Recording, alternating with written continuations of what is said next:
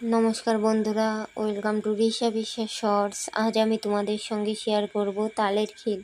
দেখো, তালের ক্ষীর তৈরি করার জন্য তালটা রেডি করে নিয়েছি। এবার দিয়ে দেব কড়াইয়ের মধ্যে। তালটা কড়াইয়ের মধ্যে দিয়ে দিচ্ছি।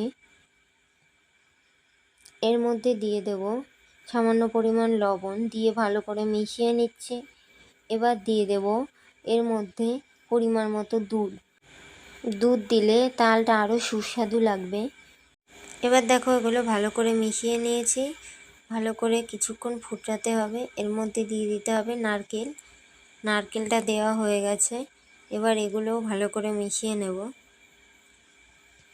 ভালো করে মিশিয়ে নিচ্ছি। এইবার এর মধ্যে দিয়ে দেব পরিমাণ মতো চিনি, যাতে তালটা ভালো মিষ্টি হয়।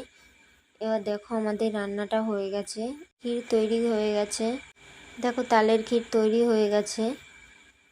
ভিডিওটি ভালো লাগলে লাইক, কমেন্ট, শেয়ার করো এবং এরকম মজাদার ভিডিও পেতে চ্যানেলটিকে সাবস্ক্রাইব করো।